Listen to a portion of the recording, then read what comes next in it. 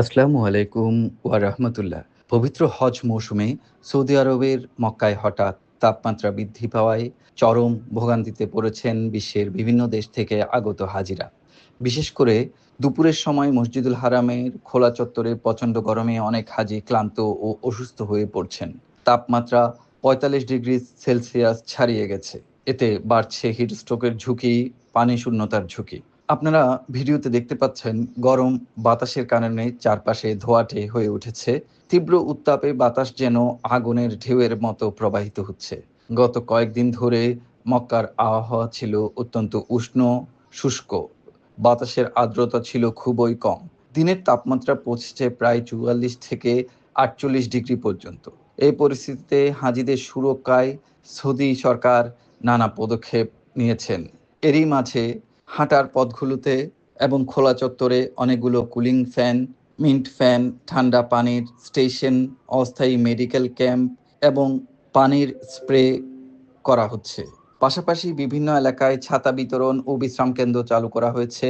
হারামে প্রবেশের ও বের হওয়ার পথে বড় বড় কুলার ফ্যান, পানির স্প্রে এবং পানির বুথ রাখা হয়েছে।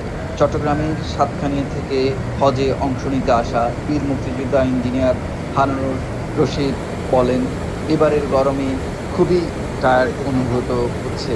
কয়েক মিনিট রোদে হাঁটলেই শরীর দুর্বল হয়ে যাচ্ছে। আমি চিন্তায় আছি, মূল হজের সময় যদি এত গরম পড়ে তাহলে মিনা ও আরাফাতে কিভাবে সামাল দেব। তবে সৌদি সরকার বিভিন্ন জায়গায় ঠান্ডা পানির ব্যবস্থা করায় কিছুটা স্বস্তি পাচ্ছি। অন্যদিকে চট্টগ্রাম থেকে আসা হাজি ও প্রাইম ব্যাংক কর্মকর্তা প্রবর্তক শাখার ব্যবস্থাপক শহীদুল ইসলাম বলেন, বাইরে ইবাদতবন্দেগী ও চলাচল করতে গিয়ে বেশ কষ্ট হচ্ছে। ডাক্তাররা বারবার পানি পান করার কথা বলছেন, আমরাও সতর্ক থাকার চেষ্টা করছি। বিশেষজ্ঞদের মতে অতিরিক্ত গরমে বয়স্ক হাজি, ডায়াবেটিক রোগী, হৃদরোগী কিংবা উচ্চ রক্তচাপে আক্রান্ত ব্যক্তিরা বেশি ঝুঁকিতে রয়েছেন। এ বিষয়ে একজন বিশেষজ্ঞ চিকিৎসক ডক্টর মশিউর রহমান বলেন, হাজিদের অবশ্যই পর্যাপ্ত পানি পান করতে হবে। প্রয়োজনে দুপুরের বাইরে বের না হয়ে একটু ছায়ার মধ্যে ইবাদতবন্দেগী করতে হবে। মাথা ঘোরা, অতিরিক্ত পানি, ক্লান্তি অনুভব করার সাথে সাথেই দ্রুত চিকিৎসা নিতে হবে। হিট স্ট্রোক অবহেলা করলে তা প্রাণঘাতী হতে পারে। সৌদি হজ ও উমরা কর্তৃপক্ষ হাজিদের জন্য বারবার সতর্কতা প্রচার করছেন। বিশেষ করে দুপুর ১১টা থেকে বিকাল ৪টা পর্যন্ত সরাসরি রোদ এড়িয়ে চলতে, ছাতা ব্যবহার করতে, হালকা পোশাক পরিধান এবং নিয়মিত পানি পান করার পরামর্শ দিয়েছেন। দিনের বেলায় হারামের খোলা চত্বরে নামাজ আদায় না করার জন্য নিরাপত্তা বাহিনীর পক্ষ থেকে নির্দেশনা দেওয়া হচ্ছে এবং সরিয়ে দেওয়া হচ্ছে। এবারের হজ মৌসুম তীব্র গরম বড় চ্যালেঞ্জ হয়ে দাঁড়াতে পারে বলে সতর্ক করেছে সৌদি স্বাস্থ্য কর্তৃপক্ষ।